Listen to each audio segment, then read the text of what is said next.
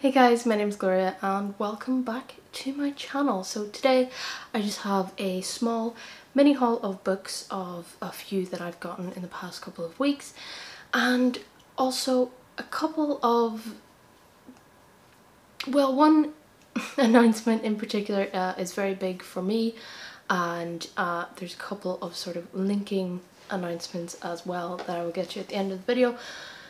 But I'm going to go through the couple of books that I've gotten in the last couple of weeks.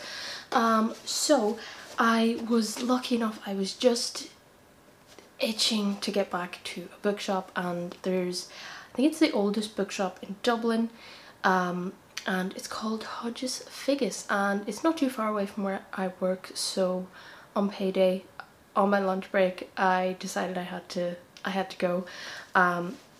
I took a little video, put it on my Instagram and TikTok and stuff, and then Hodges Figgis followed me on Instagram.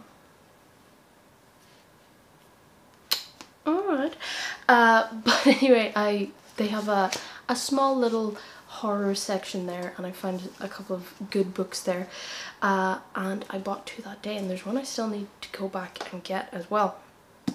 But the books that I bought were The Hollow Tree by James Brogden. So this is a sequel, I think it's the second one. He did The Plague Stones as well, which I absolutely loved. I don't think it's related in any way to the characters, but it's in the same sort of series that he did, and again, cover is absolutely beautiful. I love it, it's so cool. I love the colours of it, so I'm really excited to get into that as soon as possible. And another one I got, I think I may have seen this on Alex, the Bookybus channel. I think she may have mentioned it, or maybe it was on her Instagram or something. But once I saw it, I knew, even if I hadn't seen it before, I would have bought it, but I had it in my head, and it's Ghost Stories by Women. Ooh, with another creepy tree. You can always get me with a creepy tree. Edited by Maria Reagan. I'm pretty sure I've heard Maria Reagan before as well, but there seems to be a lot of sort of really old, there's one here, it says was published in 1864, so some really super vintage old classic horror stories or ghost stories in this, so I'm looking forward to getting into that. So those were the two that I just bought outright, but I also, because of the Irish book box that I used to get finishing up, I was looking around for another one, couldn't really find another Irish one, so I decided to get the Abominable book box.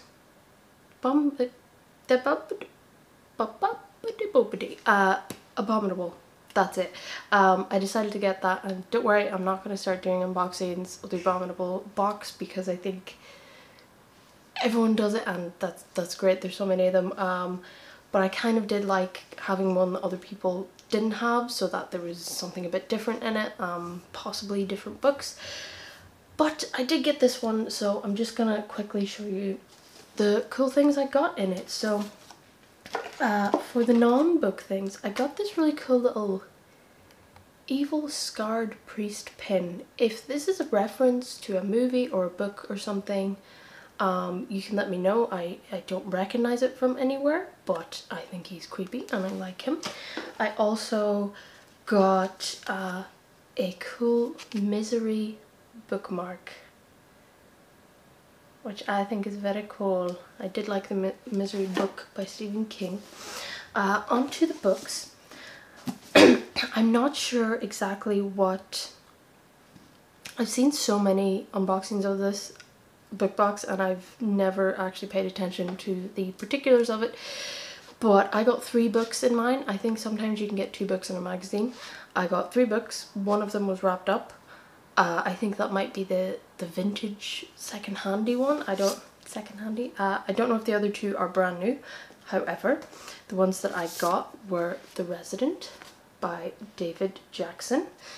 This is, oh, this one's really creepy and interesting. It's about a serial killer who starts hiding out in the loft of a house, and he realizes that the loft is connected to the lofts of all these other houses in a row, and one of his favorite things is to mess with his victims before he kills them. So he starts playing games with a lonely old woman, a bickering couple, and the tempting newlyweds.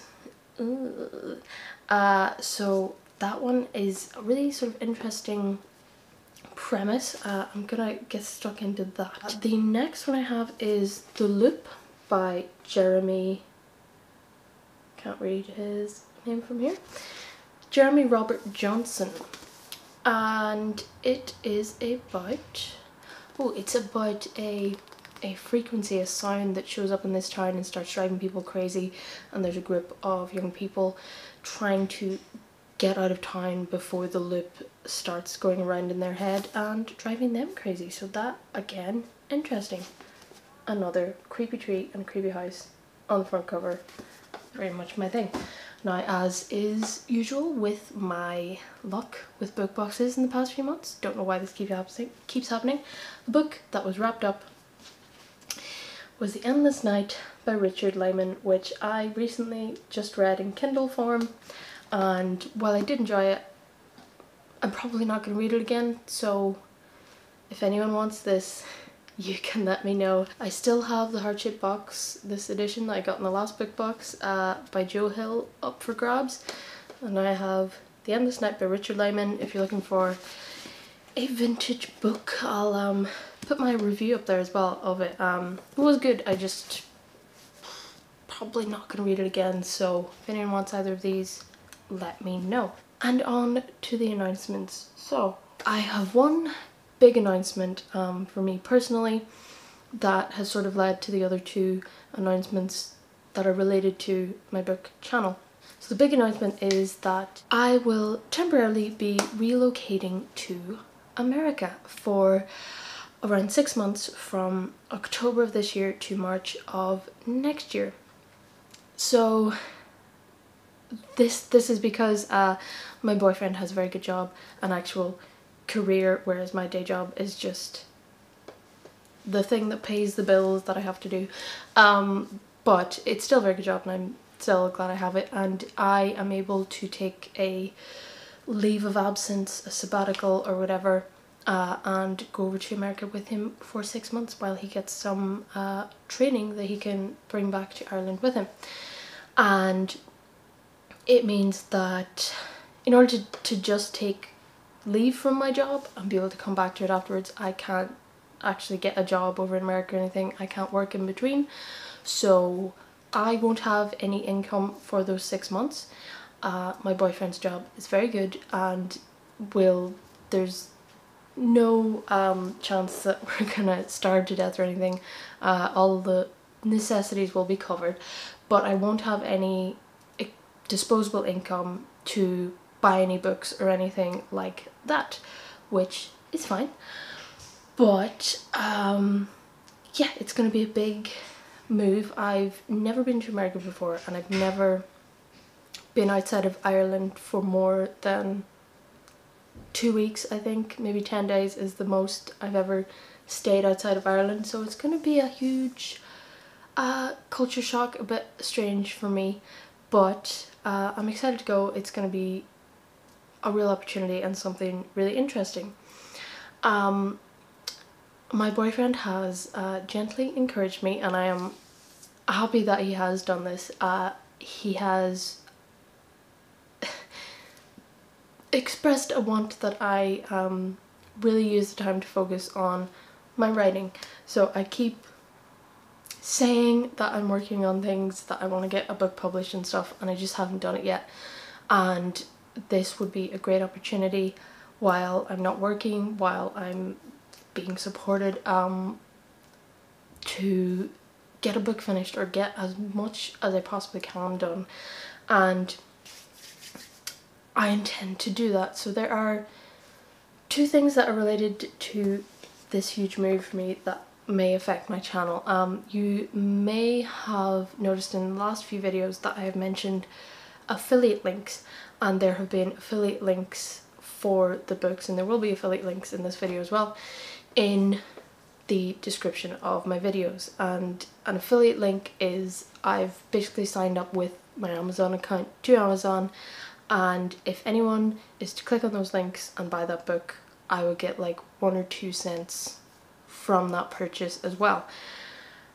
I have been conflicted about this because do I want to support Amazon? No. But realistically, I still buy books from Amazon. I'll always try and buy them from local bookshops or independent particularly, or just directly from the author themselves. However, if I really want a book and I can't find it anywhere else, I'll buy it on Amazon. I review books on Amazon because I know that helps authors.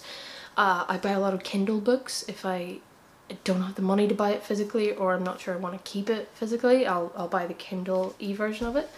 So I already do that, and I figure a lot of people do still buy, clearly, a lot of people buy books on Amazon, and I figure if someone sees one of my videos and they want to buy one of the books, particularly if it's an indie author or something, and they happen to click on the link, they may as well click on the link if they want to, and I would get 1 or 2 cents out of that, and it would go on to help me buy other people's books. But I am interested in other people's opinions of this. Does this put you off watching any of my videos? Does it annoy you? Are there other negative connotations to it that I'm not seeing? I would really like to know anyone's opinion on this as well. So lastly, there is another thing that I am just sort of looking into and thinking of doing. I'm not going to start it right now or anything, but in a few months' time, if everything falls into place and I have certain things in order and it makes sense to do it, I may do it. Would really appreciate anyone's opinion on this part in particular, and even if you have absolutely no intention of participating yourself or anything, any sort of heads up, any sort of opinions, any suggestions or anything would be very appreciated by me. So what I was thinking of doing was starting a Patreon. Now, hold on a second. I know what you're thinking, because I'm thinking it myself. She's got 300 subscribers. What the hell is she? What does she think she's doing making a Patreon? I know. I'm not going to start it now. I'm going to really work hard on other things first for the next couple of months, and I may start it later. However, my Patreon wouldn't be just in relation to me making booktube videos. So I have a number of things that I would like to offer with it, and it wouldn't be for the money anyway. I basically think, I'm hoping that if I can get a small number of people to join it, it would just sort of push me to get more writing done and push me to really try and become the writer that I actually want to be. So for like €1 or €2 maximum a month, what a patron would get from me would be a video shout out, which is very easy to do on my booktube channel. They would also get 24-hour early access to my booktube videos, which selfishly for me would push me to have a better schedule and to get things done in a timely manner for myself. I can't remember what the other things I wrote down were. There would be personal vlogs there related to my writing, or just things that, maybe just little short videos that wouldn't make it into one of my actual YouTube videos. I'm always giving away books anyway, so I think it would make sense for me to do a monthly Patreon giveaway. So anyone who joins the Patreon, your name would automatically be added to an exclusive book giveaway, and on the last day of every month I would pick a random name and send out a book to that particular patron. I would still be doing my sort of bigger book giveaways for like April and October on my booktube channel anyway, so it wouldn't affect that. In the creative writing side of it, I would also like to promise at least one short fiction that is Patreon only exclusive each month. So that would be a short story, or maybe even working up to a very short novella or something, or even just a flash fiction, couple hundred words, to push me to get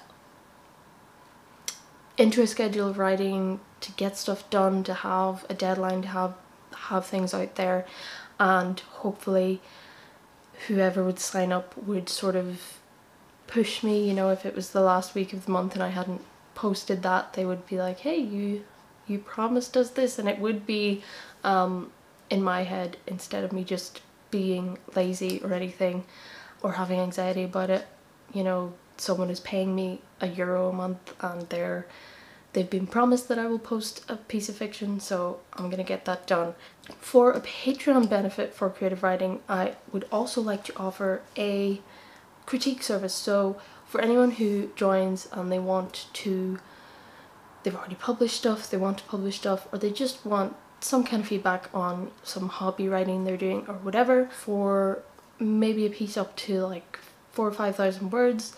It could be part of a novel, it could be a short story, it could be anything at all. They could additionally put their name down for some critiques. So I would pick one person from that list every month, and they would send me a piece of writing, and I would read it at least twice and get back to them with an overview of themes, structure, plot progression, character dialogue, if there was anything in particular that they would like me to look at. My sort of qualifications for this type of thing are I have a degree in English literature from UCD. For the past few years I've been taking a lot of creative writing classes myself, and I have sent my short stories to be professionally critiqued by some people here, so I kind of know what they would give, and I know what's been helpful for me to hear for my own writing, so if I can do that for someone else, that would be fantastic. And the last thing would be, obviously, if I were to make this and it was to go on and I were to be able to publish a book or a set of short stories or something, the patrons would be included in the acknowledgements of that publication, because it would obviously be really helpful for me to be able to have a place where I am being pushed to keep writing, to put out small things for practice and for structure and stuff, and it would just be really helpful to me, so I would like to acknowledge anyone who did join in that way. So that is just a sort of a thing I had, an idea that I had that could, you know, if a couple of people joined and I got a couple of euro a month, I would use that obviously to buy books and stuff, and if enough, you know, a couple of writers joined it as well, we could have discussions. I could do exclusive videos, suggested videos on particular writing or anything like that, and I could give people some eyes on their work, because that in particular I know is very difficult to get people to actually read your stuff. So whether you'd be interested in joining that at all, any kind of opinion on that? Do you think too many people are starting Patreons? I know it's not possible to join a Patreon of everyone that you like, because it would just cost too much money, but if you have any positive or negative opinions, any suggestions, any things that you've seen that haven't worked out for people, or anything that you think would be a great thing to add to a Patreon, or something that you would like to see on someone's Patreon, I would love to hear any kind of feedback or suggestions on that idea at all. It's not set in stone or anything. I don't have my heart set in it or anything, so if it just doesn't seem like it would work for me, or if it seems like it would only work, you know, way in the future or whatever, that's totally fine as well. I just thought I would float the idea out there to get some feedback on that. So thank you so much as always for watching. I really do appreciate it. Thank you so much to the new couple of subscribers I've gotten in the past couple of days. I hope you enjoyed the video, and I shall see you in the next video.